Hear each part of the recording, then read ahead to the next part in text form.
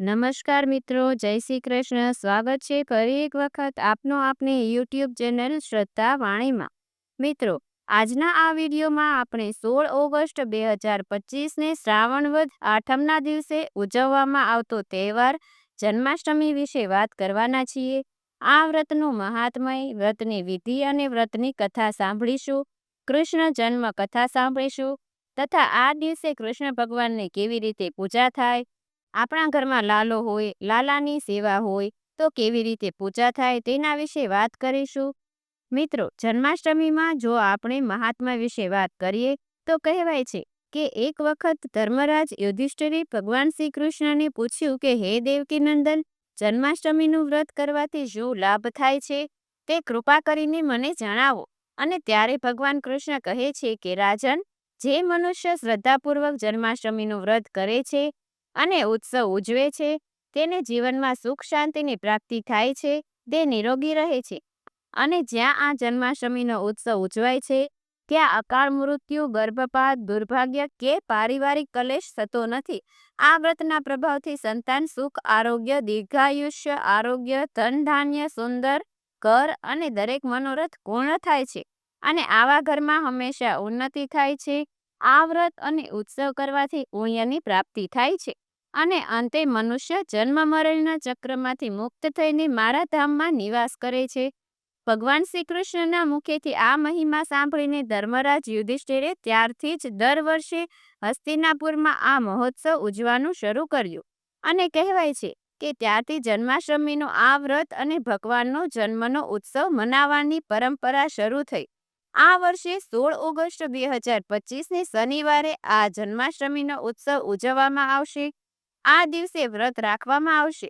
જે ભક્તો આજે પોતાના ઘરમાં કૃષ્ણ ભગવાનની મૂર્તિની સ્થાપના કરવા ઈચ્છતા હોય, પ્રથમ વખત પોતાના ઘરે લાલો લાવ્યા હોય, લડ્ડુ ગોપાલ લાવ્યા હોય અને ઘરના મંદિરમાં તેની સ્થાપના કરવી હોય તો આજનો દિવસ ઉત્તમ માનવામાં આવ્યો છે. તો જે ભક્તો પોતાના ઘરમાં લડ્ડુ ગોપાલની મૂર્તિ પધરાવતા હોય અને તો જેમની પાસે પહેલેથી જ હોય તેણે હવે પૂજા કેવી રીતે કરવી, કેમ કે આજના દિવસે ખાસ પૂજા થાય છે, તો આવો તેના વિશે વાત કરીએ. તો જન્માષ્ટમીના દિવસે લડ્ડુ ગોપાલને એક બાજોટ પર વાસણમાં પધરાવવા જોઈએ. ત્યારબાદ તેમને દૂધ, દહીં, ઘી, મધ અને સાકરના એમ પંચામૃતથી સ્નાન કરાવવું, ગંગાજળથી સ્નાન કરાવવું, યમુના જળથી અભિષેક કરવો અને અભિષેક કરતી વખતે શંખનો ઉપયોગ કરવો અને ત્યારે મનમાં ને મનમાં શ્રી કૃષ્ણ શરણમ મમ, શ્રી કૃષ્ણ શરણમ મમ બોલવું. અથવા તો જ્યારે આપણે ભગવાનનો શૃંગાર કરતા હોય અને કીર્તન ગાતા હોય તે પણ ગાઈ શકાય. આવી રીતે ભક્તિભાવપૂર્વક ભગવાનને સ્નાન કરાવવાનું અને પછી ભગવાનની મૂર્તિને સ્વચ્છ કરી સુકોમળ વસ્ત્રથી સાફ કરીને તેનો આજે શૃંગાર કરવાનો. ભગવાનને સુંદર વસ્ત્રો પહેરાવાના, પીતાંબર પહેરાવાનું, કાનમાં બાલી પહેરાવાની, કલાઈમાં કડા, વાંસળી અને મોરપંખ ધારણ કરાવવાના. ભગવાનને આજે ભોગ લગાવવાનો કે જેમાં ખાસ કરીને માખણ, મિશ્રી હોવા જોઈએ કે જે ભગવાનને અતિ પ્રિય છે. આ ઉપરાંત આપના ઘરમાં કોઈ મિષ્ટાન હોય તો તે પણ ભગવાનને ધરાવી શકાય છે. અથવા તો આજે આપ જે ફરાળમાં લેવાના હોય તે પણ ભગવાનને આજે ભોગમાં ધરાવી શકાય છે. આ સિવાય ખાસ કરીને ભગવાનને તુલસીપત્ર અર્પણ કરવાના, ભગવાનના ચરણોમાં મૂકવાના, જે પ્રસાદ ધરાવીએ તેમાં પણ મૂકવાના. અને બીજો એક મહત્વનો પ્રસાદ છે પંજરી, કે જન્માષ્ટમીના દિવસે ખાસ કરીને ભગવાનને ધરાવવામાં આવે છે. આમ તો નંદ ઉત્સવના દિવસે તે પ્રસાદી લેવામાં આવે છે, પરંતુ ઘણા લોકો જન્માષ્ટમી ઉપર પણ ભગવાનને ધરાવે છે. આ રીતે ભગવાનને ભોગ ધરાવ્યા બાદ ભગવાનનો સાત શૃંગાર કરીને, પૂજા કરીને, શુદ્ધ ઘીનો દીપક પ્રગટાવીને, ધૂપબત્તી કરીને ભગવાનની આરતી કરવાની. જો આરતી આવડે તો ગાતા ગાતા કરવાની. પૂજા વિધિમાં થયેલી ભૂલચૂકની માફી માંગવાની.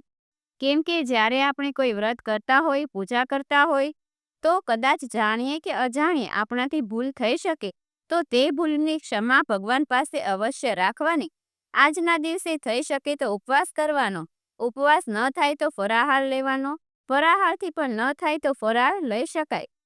અથવા તો કોઈ બીમાર વ્યક્તિ હોય, ગર્ભવતી સ્ત્રી હોય, નાના બાળકો હોય તો આજના દિવસે તેઓ એક ટાણું પણ કરી શકે છે કે જેમાં લસણ, ડુંગળીનું સેવન કરવાનું નહીં. આજના દિવસે આપણા ઘર આસપાસ જ્યાં પણ કૃષ્ણ ભગવાનનું મંદિર હોય ત્યાં જન્માષ્ટમીનો ઉત્સવ ઉજવવામાં આવે છે. તો ત્યાં આજે અચૂક દર્શન કરવા જવું જોઈએ અને જન્માષ્ટમીનો લાવો લેવો જોઈએ. અને જે લોકો બહાર નીકળી શકતા ના હોય, વરસાદ પાણી હોય, તો ઘરે પણ ઘણી જગ્યાએથી ગોકુળ, મથુરા, દ્વારકા, ડાકોરથી લાઈવ દર્શન ભગવાનના કરાવવામાં આવે છે. તો તે દર્શનનો લાવો ઘર બેઠા પણ લેવો જોઈએ. જન્માષ્ટમીનો આખો દિવસ ઉપવાસ કરીને વ્રત કરીને નોમના દિવસે જ્યારે ભગવાનનો નંદ ઉત્સવ ઉજવાય એ પછી આ વ્રતના પારણા કરવામાં આવે છે. તો મિત્રો, આ રીતે જન્માષ્ટમી વ્રતનો મહિમા, વ્રતની વિધિ છે કે જે આપણે સૌ લોકોએ સાંભળી. હવે આપણે જન્માષ્ટમી વ્રતની કથા સાંભળીએ કે જેના વગર આ વ્રત અધૂરું છે. તો હવે સૌ લોકો મારી સાથે આ કથા સાંભળજો. હાથમાં તુલસીપત્ર, ચોખા અથવા ફૂલ રાખીને મનમાં ભગવાનનું નામ સ્મરણ કરતા મારી સાથે આ કથાનું રસપાન કરીએ. તો બોલીએ શ્રી કૃષ્ણ કનૈયા લાલ કી જય. મથુરામાં રાજા ઉગ્રસેન રાજ કરતા હતા. તેમની રાણીનું નામ પવનરેખા હતું. એક દિવસ તેઓ પોતાની સખીઓ સાથે વન વિહાર કરવા ગયા હતા. ત્યાં દુમિલક નામનો રાક્ષસ આવ્યો અને તેણે રાજા ઉગ્રસેનનું માયાવી રૂપ ધારણ કરીને રાણી સાથે આનંદ માણ્યો. રાણી આ વાત સમજી શક્યા નહીં અને તેમને ગર્ભ રહ્યો. આ ગર્ભમાં કાલનેમી નામના રાક્ષસે પ્રવેશ કર્યો અને 9 માસે રાણીને એક પુત્રનો જન્મ થયો, જેનું નામ કંસ રાખવામાં આવ્યું. કંસ જન્મથી જ રાક્ષસી લક્ષણો ધરાવતો હતો. કંસના કાકા દેવક હતા કે જેને દેવકી નામની એક પુત્રી હતી. કંસે તેને ઉછેરીને મોટી કરી અને દેવકીના લગ્ન યાદવ કુળના વસુદેવ સાથે ધામધૂમથી થયા. કંસ પોતાની બહેનને વળાવવા પોતે રથ હાંકી રહ્યો હતો. રથ થોડે દૂર ગયો ત્યાં જ આકાશવાણી થઈ કે હે કંસ, આ દેવકીનું 8મું સંતાન તારા મૃત્યુનું કારણ બનશે. આ સાંભળીને કંસ ગભરાઈ ગયો અને તેણે દેવકીને મારવા માટે તલવાર કાઢી. વસુદેવે તેને રોકીને કહ્યું કે હે કંસ, તું સ્ત્રી હત્યાનું પાપ શા માટે કરે છે? તો તને દેવકીના સંતાનનો ડર હોય તો હું તને મારા બધા જ સંતાનો જન્મતા જ આપી દઈશ. વસુદેવની સત્યવાદિતા પર વિશ્વાસ રાખીને કંસે તેને મારવાનું ટાળ્યું, પરંતુ વસુદેવ અને દેવકીને કારાગૃહમાં પૂરી દીધા. પોતાના પિતા ઉગ્રસેનને પણ ગાદી પરથી હટાવીને કેદ કરી લીધા અને પોતે રાજા બની ગયો. થોડા સમયમાં દેવકીને પ્રથમ પુત્ર થયો કે જેને કંસે નિર્દયતાથી મારી નાખ્યો. આ રીતે તેણે એક પછી એક 6 પુત્રનો વધ કર્યો. તે જ સમયે પૃથ્વી પર દૈત્યનો ત્રાસ વધી ગયો હતો કે જેનાથી કંટાળીને પૃથ્વી દેવી બ્રહ્માજી પાસે ગઈ અને બધા દેવો ભેગા થઈને પૃથ્વીને આશ્વાસન આપ્યું અને સ્વયં અવતાર લેવાનું નક્કી કર્યું. દેવાંગનાઓ ગોપીઓ બની અને દેવો ગોવાળિયાઓ બન્યા. દેવકીજી 7મી વાર સગર્ભા થયા.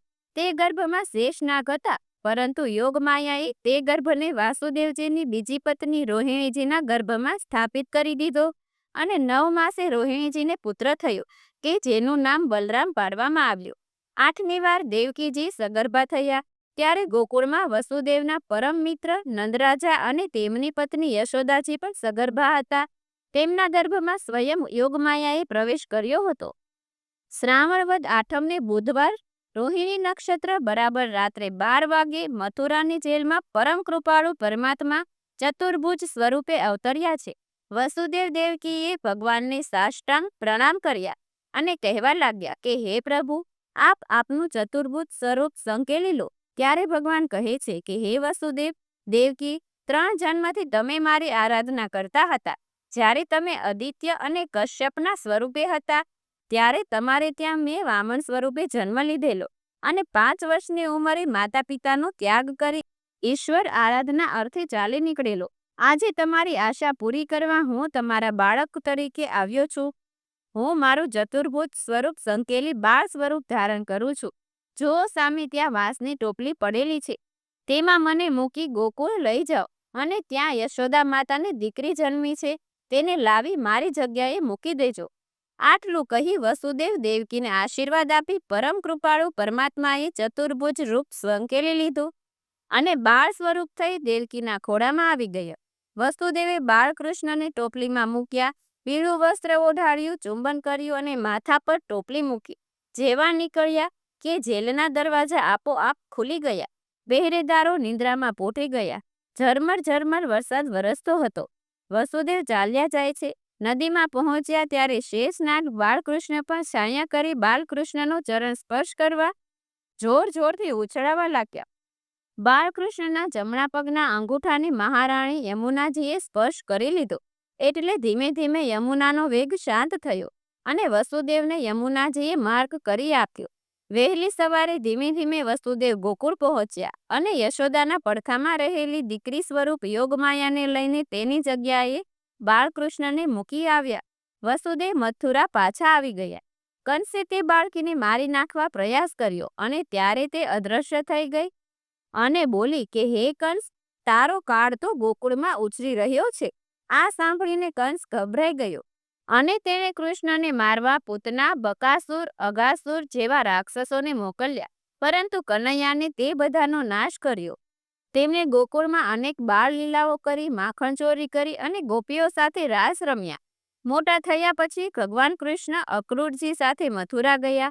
ત્યારે તેમણે કંસના હાથી, ચારુણ, મુષ્ટિક અને છેવટે કંસનો વધ કર્યો. કંસનો વધ કરી તેમણે ઉગ્રસેનને ફરીથી રાજા બનાવ્યા. ત્યારબાદ દ્વારિકામાં પોતાનું સામ્રાજ્ય સ્થાપ્યું અને શિશુપાલ, જરાસંઘ જેવા દુષ્ટનો નાશ કર્યો. મહાભારતના યુદ્ધમાં તેમણે પાંડવોનો પક્ષ લીધો અને જ્યારે અર્જુન યુદ્ધ લડવા તૈયાર નહોતો ત્યારે ભગવદ્ ગીતાનો ઉપદેશ આપીને તેને કર્તવ્ય પાલન માટે પ્રેર્યો અને અંતે તેમણે યાદવોને પણ અંદરોઅંદર લડાવીને મોક્ષને માર્ગે વાળ્યા અને પોતે પણ લીલા સંકેલી. આમ ભગવાન શ્રી કૃષ્ણના નારાયણના 8મા અવતાર હતા, જેમણે પૃથ્વી પર જન્મ લઈને ભક્તોની રક્ષા કરી, અધર્મનો નાશ કર્યો અને ધર્મની સ્થાપના કરી. હે ભગવાન શ્રી કૃષ્ણ, તમે જેવા સૌ ભક્તોની રક્ષા કરી, અધર્મનો નાશ કરીને ધર્મની રક્ષા કરો છો, એવું જ આપનું જન્માષ્ટમીનું વ્રત કરનાર, વ્રત કથા સાંભળનાર, વિડીયો જોનાર, સાંભળનાર સર્વ કોઈની રક્ષા કરજો. આપના ચરણોમાં સ્થાન આપજો, એવી જ અમારી તમને પ્રાર્થના છે. મિત્રો, આજના આ વિડીયોમાં આપણે જન્માષ્ટમી વ્રતની મહિમા, વ્રતની વિધિ અને વ્રતની કથા સાંભળી. આશા છે કે આપ સૌ લોકોએ મારી સાથે સાંભળી હશે. ફરી મળીશું એક નવા વિડીયોમાં. ત્યાં સુધી આપ સૌ લોકોને અમારી ચેનલના જય શ્રી કૃષ્ણ. ધન્યવાદ.